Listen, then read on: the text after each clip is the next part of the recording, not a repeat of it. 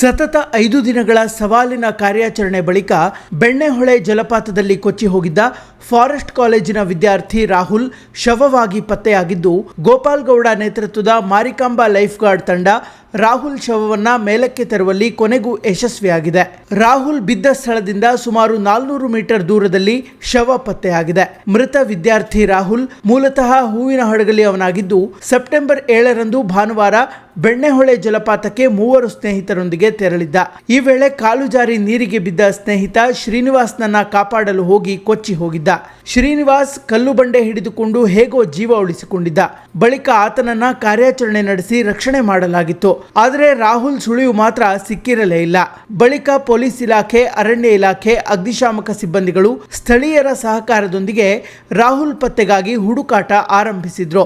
ರಾಹುಲ್ ನೀರಿನ ರಭಸಕ್ಕೆ ಸಿಲುಕಿ ಸಾವನ್ನಪ್ಪಿರಬಹುದು ಎಂದು ಶಂಕಿಸಲಾಗಿತ್ತು. ಬಳಿಕ ಗೋಪಾಲ್ ಗೌಡ ನೇತೃತ್ವದ ಮಾರಿಕಾಂಬಾ ಲೈಫ್ ಗಾರ್ಡ್ ತಂಡ ಕಾರ್ಯಾಚರಣೆಯಲ್ಲಿ ಭಾಗವಹಿಸಿತ್ತು. ಬಹಳ ಚಾಲೆಂಜಿಂಗ್ ಎನಿಸಿದ್ದ ಕಾರ್ಯಾಚರಣೆ ನಡೆಸಿದ ತಂಡ ಕೊನೆಗೂ ರಾಹುಲ್ ಶವವನ್ನ ಮೇಲಕ್ಕೆ ಎತ್ತಿದೆ. ಇನ್ನು ಶವ ಪತ್ತೆ ಕಾರ್ಯದಲ್ಲಿ ಡ್ರೋನ್ ಕೂಡ ಬಳಕೆ ಮಾಡಲಾಗಿತ್ತು. ಕಲ್ಲು ಬಂಡೆಗಳು ವಿಪರೀತವಾಗಿ ಜಾರುತ್ತಿತ್ತು. ನೀರಿನ ರಭಸವು ಹೆಚ್ಚಾಗಿತ್ತು.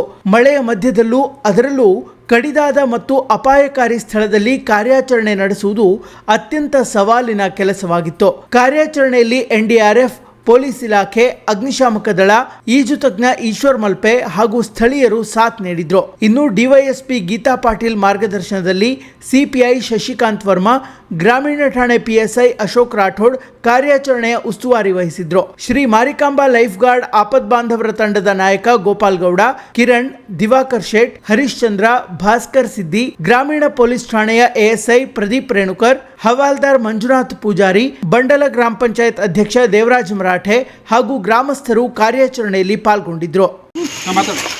ಸಿರ್ಸಿ ತಾಲೂಕಿನ ಬಂಡಲ್ ಗ್ರಾಮ ಪಂಚಾಯತ್ ವ್ಯಾಪ್ತಿಯ ಬೆಣ್ಣೆಹೊಳೆ ಫಾಲ್ಸ್ನಲ್ಲಿ ಕಳೆದ 5 ದಿನಗಳ ಹಿಂದೆ ಸಿರ್ಸಿ ಫಾರೆಸ್ಟ್ ಕಾಲೇಜಿನ 2 ವಿದ್ಯಾರ್ಥಿಗಳು 4 ಜನ ವಿದ್ಯಾರ್ಥಿಗಳು ಪ್ರವಾಸಕ್ಕೆ ಬಂದಿರ್ತಾರೆ. ಆ ಸಂದರ್ಭದಲ್ಲಿ 2 ಜನ ವಿದ್ಯಾರ್ಥಿಗಳು ನೀರಲ್ಲಿ ಕೊಚ್ಚಿ ಹೋಗಿರ್ತಾರೆ. ಅಂಥ ಸಂದರ್ಭದಲ್ಲೂ ಕೂಡ ಒಬ್ಬ ವಿದ್ಯಾರ್ಥಿ ಮೇಲ್ಗಡೆ ಸೇಫ್ ಆಗಿದ್ದು, ಇನ್ನೊಬ್ಬ ವಿದ್ಯಾರ್ಥಿ ಮಿಸ್ಸಿಂಗಾಗಿ ಕೆಳಗಡೆ ಹೋಗಿರ್ತಾನೆ.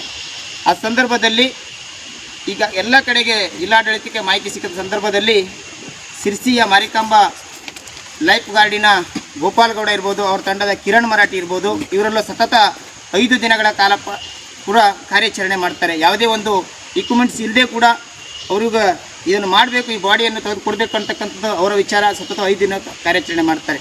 ಅದರ ಜೊತೆಯಲ್ಲಿ ಕೂಡ ವಿಶೇಷವಾಗಿ ಮತ್ತು ಇನ್ನೂ ಹೆಚ್ಚಿನ ನೀರಿನಲ್ಲಿ ಹೋಗಲಿಕ್ಕೆ ಎಲ್ಲರೂ ಧೈರ್ಯ ಮಾಡುವಂಥದ್ದು ಆಗೋದಿಲ್ಲ. ಆದರೂ ಕೂಡ ನಮ್ಮ ಮಲ್ಪೆಯ ಈಶ್ವರಣ್ಣವರು ಕೂಡ ಅವರು ಕೂಡ 3 ದಿನಗಳ ಕಾಲ ಸತತ ಕಾರ್ಯಾಚರಣೆ ಮಾಡಿ ಆ ಗುಂಡಿಯಲ್ಲಿ ಏನು ನೀರಿನ ರಭಸವನ್ನಿದೆಯೋ ಆ ನೀರಿನಲ್ಲೂ ಕೂಡ ಸುಮಾರು 1 ಗಂಟೆಗಳ ಕಾಲ ನೀರಿನಲ್ಲೂ ಕೂಡ ಕಾರ್ಯಾಚರಣೆ ಮಾಡಿದ್ದಾರೆ. ಹಾಗೂ ಬಾಡಿಯಲ್ಲಿ ಇಲ್ಲ ಅನ್ನುವಂಥದ್ದು ಮೆಸೇಜ್ ಕೂಡ ನಮಗೆ ಕೊಟ್ಟಾದ ನಂತರ ಕೆಳಗಡೆ ನೋಡಾಯಿತು. ಅದರ ಜೊತೆಯಲ್ಲಿ NDRF ಟೀಮ್ನವರು ಕೂಡ 2 ದಿನಗಳಿಂದ ನಿರಂತರವಾಗಿ ಕಾರ್ಯಾಚರಣೆ ಮಾಡಿದ್ದಾರೆ.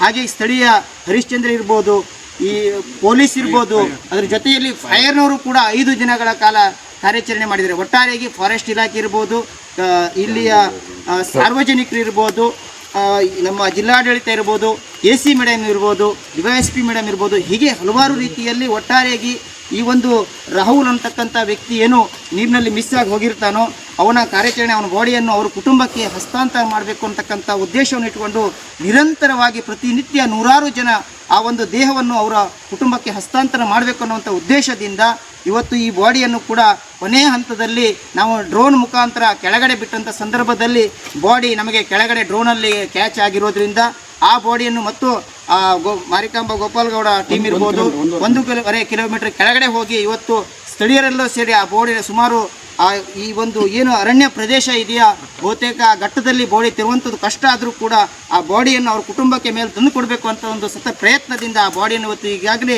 ಆಂಬುಲೆನ್ಸ್ ಹತ್ರ ತಂದಿದ್ದಾರೆ. ಇನ್ನೊಂದು ಬಹಳ ಮುಖ್ಯವಾಗಿ ನಾನು ಈ ಸಂದರ್ಭ ಹೇಳುವುದು, ನಾವು ಹುಟ್ಟು ಸಾವು ಖಚಿತ, ಆದರೆ ನಾವು ಇನ್ನೂ ಯಾರೇ ಒಂದು ಪ್ರವಾಸಕ್ಕೆ ಬರೋ ಸಂದರ್ಭದಲ್ಲಿ ಇಂಥ ಮಳೆಗಾಲದಲ್ಲಿ ದಯವಿಟ್ಟು ಯಾರೂ ಕೂಡ ಬರಬಾರ್ದಂತ ನಾನೊಬ್ಬ ಸ್ಥಳೀಯ ಗ್ರಾಮ ಪಂಚಾಯತ್ ಅಧ್ಯಕ್ಷನಾಗಿ ನಿಮ್ಮಲ್ಲಿ ವಿನಂತಿ ಮಾಡಿಕೊಳ್ತೇನೆ. ಈ ಸಂದರ್ಭದಲ್ಲಿ ಎಲ್ರಿಗೂ ನಮಸ್ಕಾರ. ನಾನು ನಿಮ್ಮ ಪ್ರೀತಿ ಈಶ್ವರ್. ಸ್ನೇಹಿತರೆ, ಇವತ್ತು 5 ದಿನ ಇದೇ ಬೆಣ್ಣೆಹೊಳೆಗೆ ಬಿದ್ದು ಸುಮಾರು 5 ದಿನದ ಹುಡುಕಾಟಕ್ಕೆ ಸುಮಾರು ನಮ್ಮ ಜಿಲ್ಲಾ ಪಂಚಾಯತ್ನ ಅಧ್ಯಕ್ಷರಾದ ಇವರು ಗ್ರಾಮ ಪಂಚಾಯತ್ ಅಧ್ಯಕ್ಷರಾದ ದೇವರಾಜ್ ಮರಾಠಿ ಅವರು, ಹಾಗೂ ಇಲ್ಲಿನ ಒಂದು ಫೈರ್ ಬ್ರಿಗೇಡ್ ಆಗಲಿ ಅಥವಾ ಇಲ್ಲಿನ ಒಂದು ಪೊಲೀಸ್ ಡಿಪಾರ್ಟ್ಮೆಂಟ್ ಆಗಲಿ ಹಾಗೂ ಫಾರೆಸ್ಟ್ ಡಿಪಾರ್ಟ್ಮೆಂಟ್ ಆಗಲಿ ಹಾಗೂ ನಮ್ಮ ಮಾರಿಕಂಬ ಲೈಫ್ ಗಾರ್ಡ್ನ ಆಪತ್ ಬಂದವರಾದ ಅಧ್ಯಕ್ಷರಾದ ಗೋಪಾಲ್ ಅವರು ಅವರ ಟೀಮನ್ನು ಕರ್ಕೊಂಡು ಬಂದು, ಅದಲ್ಲದೆ ದಾಂಡೇಲಿನ ಒಂದು ಟೀಮು, ಅದಲ್ಲದೆ ಇಲ್ಲಿನ ಸ್ಥಳೀಯರೆಲ್ಲ ಟೀಮು, ಅದಲ್ಲದೆ ಈ ಶಾಲೆಯ ಕಾಲೇಜ್, ಅದಲ್ಲದೆ ಪ್ರಮುಖವಾಗಿ ನಮಗೆ ಎನ್ ಡಿ ಆರ್ ಎಫ್ನ ಟೀಮ್ನ ಮುಖಾಂತರ ಎಲ್ಲ ಸೇರಿ ಒಗ್ಗಟ್ಟಾಗಿ ಜಂಟಿಯಾಗಿ ನಾವೊಂದು ಇವತ್ತು ಕೆಲಸ ಮಾಡಿದ್ದೆ ಅಂದರೆ ಅದು ನಮ್ಮ ಕರ್ತವ್ಯ ಅಂತ ಹೇಳಿ, ನಮ್ಮ ಕೆಲಸ ಅಲ್ಲ ಕರ್ತವ್ಯ. ಅದಲ್ಲದೆ ಇವತ್ತು ಎಲ್ಲರ ದೇವದೇವರ ಆಶೀರ್ವಾದ ಆಗಿರ್ಬೋದು, ಈ ವನದೇವತೆ ಆಶೀರ್ವಾದ ಇರ್ಬೋದು. ಇವತ್ತು ನಮಗೆ ಆ ಗುಂಡಿಯಿಂದ ಸುಮಾರು ಒಂದು 200 ಮೀಟರ್ ದೂರದಲ್ಲಿ ನಮಗೆ 300 ಮೀಟರ್ ದೂರದಲ್ಲಿ ಆ ದೇಹ ಡಿಕಂಪೋಸ್ ಆಗಿ ಸಿಗುತ್ತೆ. ಇದಕ್ಕೆಲ್ಲರೂ ಒಂದು ಆಶೀರ್ವಾದ ಫಲ ಅಂತ ಹೇಳ್ತೀನಿ. ಇನ್ನು ಮುಂದೆ ಯಾರು ಸಹ ಸ್ಟೇಷನ್ಗೆ ಬರುವಾಗ, ಇಂಥ ಒಂದು ಪ್ರವಾಸಕ್ಕೆ ಬರುವಾಗ ಎಲ್ಲರೂ ಜಾಗರೂಕತೆಯಿಂದಿರಿ. ಒಂದು ಸಲ ಹೋದ ಪ್ರಾಣ ಮತ್ತೊಂದು ಸಲ ಬರಲ್ಲ. ದಯವಿಟ್ಟು ಎಲ್ಲ ತಾಯಂದಿರು ಹಾಗೆಲ್ಲ ಪ್ರಾಧ್ಯಾಪಕರು ಸಹ ಸುರಕ್ಷಿತವಾಗಿ ತಮ್ಮ ಒಂದು ಸಹಪಾಠಿ ಮಕ್ಕಳನ್ನು ಸುರಕ್ಷಿತವಾಗಿ ಇರಿ ಅಂತ ಎಲ್ರಿಗೂ ನಾನು ಕೈ ಮುಗಿದು ಹೇಳ್ತಾ ಇದ್ದೀನಿ. ನಾನು ಈ ಸಂದರ್ಭದಲ್ಲಿ ಇನ್ನೊಂದು ವಿನಂತಿ ನಮ್ಮ ಜಿಲ್ಲಾಡಳಿತಕ್ಕೆ ಮತ್ತು ಇಲ್ಲಿಯ ಸಂಸ್ಥೆಗಳಿಗೆ, ಸಂಘ ಸಂಸ್ಥೆಗಳಿಗೆ ವಿನಂತಿ ಮಾಡ್ತೇನೆ. ಈಗಾಗಲೇ ಮಾರಿಕಾಂಬ ಲೈಫ್ ಗಾರ್ಡಿನ ಗೋಪಾಲ್ ಗೌಡರ ತಂಡ ಏನಿದೆ ಅವರಿಗೆ ಯಾವುದೇ ಒಂದು ಸೇಫ್ಟಿ ಜಾಕೆಟ್ ಆಗಲಿ, ಸೇಫ್ಟಿ ಬೆಲ್ಟ್ ಆಗಲಿ, ಯಾವುದೇ ಇಕ್ವಿಪ್ಮೆಂಟ್ಸ್ ಇಲ್ಲದೆ ಇರೋದ್ರಿಂದ ಇದನ್ನೆಲ್ಲ ಅವ್ರಿಗೆ ಕೊಟ್ಟರೆ, ಯಾಕೆಂದರೆ ಇವತ್ತು ಅನೇಕ ಕಡೆಗಳಲ್ಲಿ ಬತ್ತಿಘಟ್ಟ ಇರ್ಬೋದು, ಅನೇಕ ಜೋಗ್ ಫಾಲ್ಸ್ಗಳಲ್ಲಿ ಅಥವಾ ಸಮುದ್ರ ಕೆರೆಗಳಲ್ಲಿ ಬಿದ್ದಂಥ ಬಾಡಿಗಳನ್ನು ಎತ್ತಿದೆ. ಆದರೆ ಅವು ನಮಗೆ ಬಹಳ ಆಶ್ಚರ್ಯ ಆಗಿರೋದು, ಅವರು ಏನು ಈಗ 5 ದಿನಗಳಲ್ಲಿ ಕಾರ್ಯಾಚರಣೆ ಮಾಡಿದ್ರು ಕೇವಲ ತಮ್ಮ ದೇಹಕ್ಕೆ ಒಂದು ಹಗ್ಗದ ಮುಖಾಂತರ ಕೆಳಗಡೆ ಹೋಗುವಂಥದ್ದು. ಇದು ಆಗಬಾರ್ದು. ಇನ್ನು ಮುಂದಿನ ದಿನಗಳಲ್ಲಿ ಜಿಲ್ಲಾಡಳಿತವರಿಗೆ ಅವರನ್ನು ಗುರುತುಪಡಿಸಿ ಅವರಿಗೊಂದು ಏನೋ ಆ ಒಂದು ಜೋಗ ಜಲಪಾತ ಇರುವಂಥ ಏನು ಎಕ್ವಿಪ್ಮೆಂಟ್ಸ್ ಬೇಕು ಅದನ್ನು ಕೊಡಬೇಕು ಅಂತ ನಾನು ಈ ಸಂದರ್ಭ ಕೈ ಮುಗಿದು ವಿನಂತಿ ಮಾಡ್ತಾ ಜಿಲ್ಲಾಡಳಿತ.